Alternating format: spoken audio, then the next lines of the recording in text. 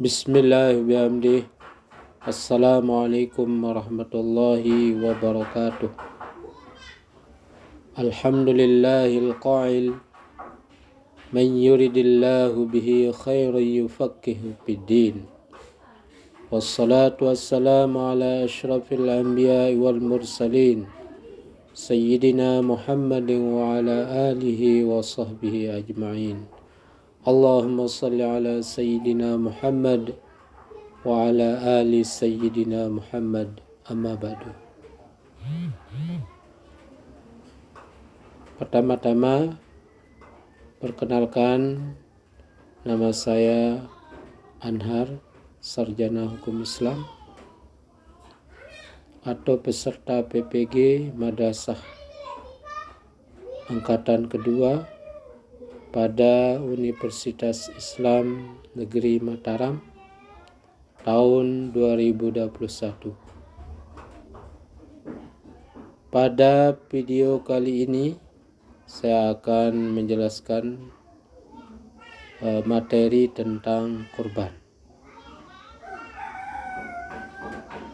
Di antaranya satu tentang pengertian kurban, yang kedua tentang rukun dan syarat kurban, dan yang ketiga tata cara pelaksanaan penyembelihan hewan kurban, dan terakhir yang keempat hikmah berkurban. Sebelum saya membahas lebih lanjut tentang kurban, terlebih dahulu saya akan menyampaikan tujuan dari pembelajaran ini, yaitu supaya peserta didik diharapkan dapat menjelaskan tentang pengertian kurban. Kedua, peserta didik dapat menjelaskan tentang hukum berkurban. Yang ketiga, supaya dapat menyebutkan syarat dan rukun berkurban. Dan yang keempat, menjelaskan tentang tata cara kurban. Dan yang terakhir nomor 5, memahami hikmah berkurban. Baiklah, kita akan bahas satu persatu materi tentang kurban ini. Satu, pengertian kurban. Kurban adalah penyembelihan hewan kurban pada waktu selesai melakukan sholat hari raya Idul Adha tanggal 10 Zulhijjah dan dilanjutkan 3 hari berikutnya, yaitu di hari Tasyrik tanggal 11, 12 dan 13 Zulhijjah, sesuai menurut rukun dan syarat yang telah ditentukan. Nomor 2, tentang hukum berkurban. Hukum berkurban ini ada 2 versi pendapat ulama. Versi pertama mewajibkan untuk berkurban, dan versi yang kedua menurut jumhur ulama, yang kebanyakan ini yang kita pegang ya, menurut mayoritas ulama, berkurban itu hukumnya sunnah muakkad atau sunnah yang sangat dianjurkan. Selanjutnya pembahasan yang ketiga tentang rukun kurban. Ada 4, yaitu 1, zabhu atau perbuatan penyembelih hewan kurban. Yang kedua, zabih, penyembelihan kurban. Atau zabih ini penyembelih hewan kurban. Yang ketiga, hewan yang akan disembelih. Dan yang keempat, yaitu alat penyembelihan. Pembahasan nomor 3 yaitu tentang syarat. Tadi rukunnya, sekarang syarat sah hewan untuk kurban. hewan-hewan yang boleh dipakai berkurban. Sebelum kita melanjut ke syarat, kita harus ketahui dulu hewan-hewan yang boleh kita pakai untuk berkurban. Hewan-hewan apa saja? Yaitu satu, unta, ya, sapi, kambing, atau domba. Nah, keempat hewan ini harus punya juga syarat-syaratnya. Seperti syarat usianya. Usia hewan itu unta minimal berusia 5 tahun. Sedangkan sapi 2 tahun, kambing 1 tahun, dan domba 6 bulan. Itu syarat untuk usia hewan yang boleh dipakai berkurban. Kemudian syarat kondisi fisik hewan yang dikorban. Kondisi fisik hewan yang tidak boleh dipakai berkurban adalah satu, tidak dalam keadaan hamil atau baru melahirkan. 2, tidak cacat permanen seperti buta, pincang, dan sangat kurus.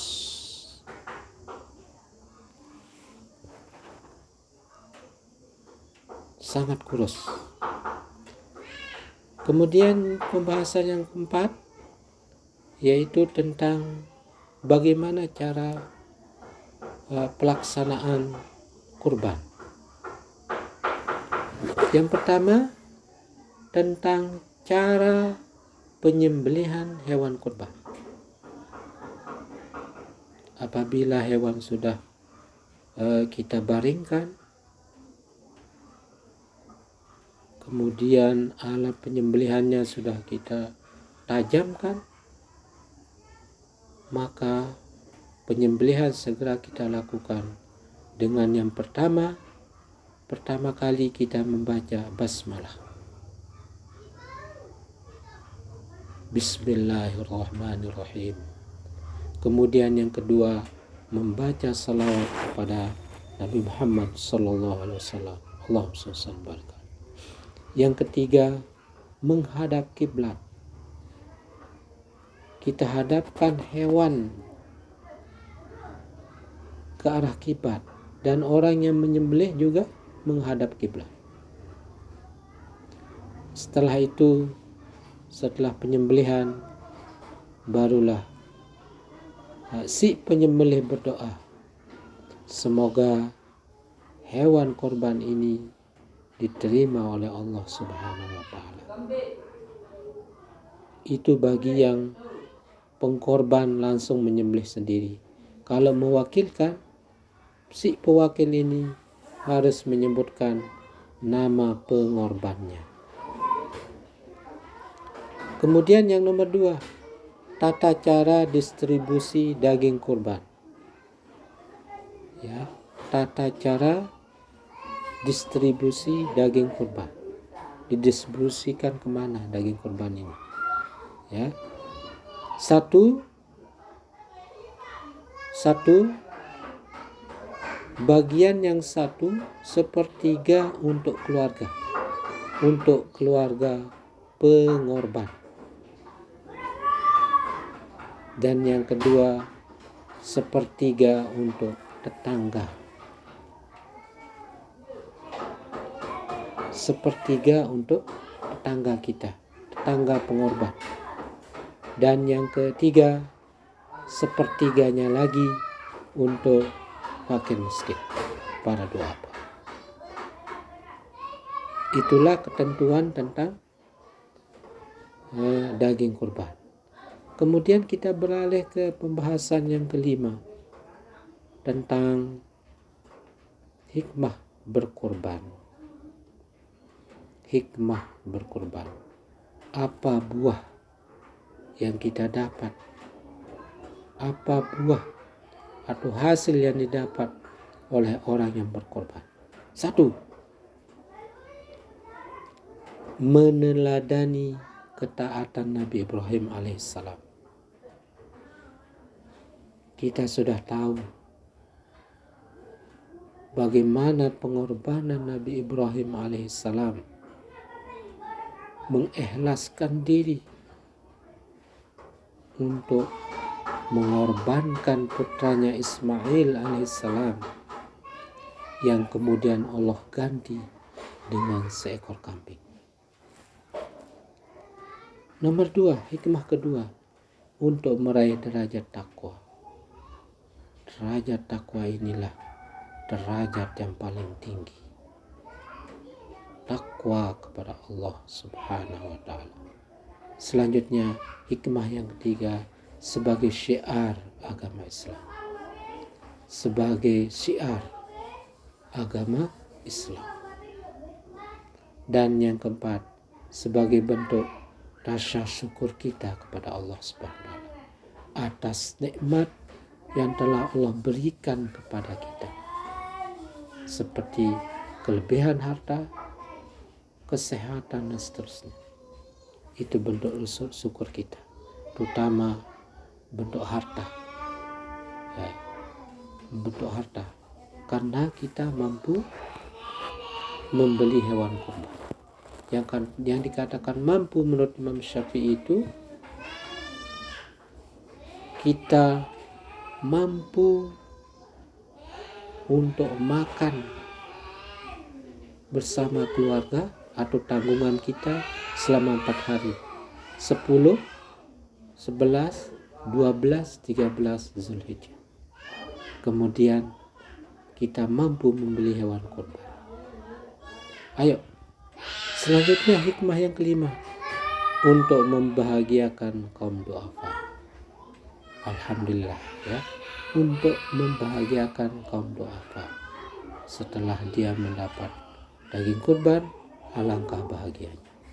Itulah pembahasan kita pada hari ini. Sebelumnya mari kita coba rangkuman dari pembahasan kita pada hari ini tentang kurban. 1, tentang pengertian kurban, yaitu menyembelih hewan kurban pada waktu selesai melakukan sholat hari raya Idul Adha dan di hari tasyrik menurut rukun dan syarat yang telah ditentukan. Hukum berkurban sunnah muakkah, walaupun ada sebagian kecil ulama yang menganggapnya wajib. Kemudian tentang rukun, ada zabih, ada zabhu, ada zabih, ada hewan, dan ada alat. Syaratnya syarat syarat hewan yang boleh dipakai berkurban seperti sapi, kambing, domba, dan unta. Kemudian syarat usianya, kalau unta 5 tahun, sapi 2 tahun, kambing 1 tahun, dan domba 6 bulan.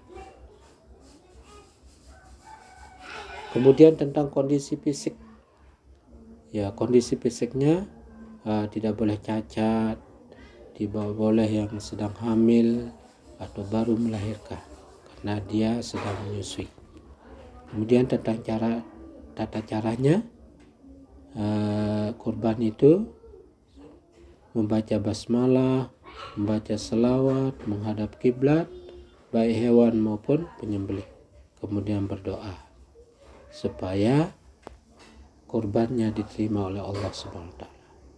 Selanjutnya tentang hikmahnya, hikmah pelaksanaan kurban, yaitu meneladani ketaatan Nabi Ibrahim alaihissalam, kemudian meraih derajat takwa, selanjutnya sebagai syiar agama Islam, selanjutnya sebagai bentuk rasa syukur kita kepada Allah, dan untuk membahagiakan kaum du'afa. Itulah yang saya dapat sampaikan dalam video pembelajaran kali ini. Mohon maaf atas segala-galanya.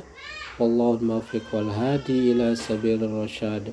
Assalamualaikum warahmatullahi wabarakatuh.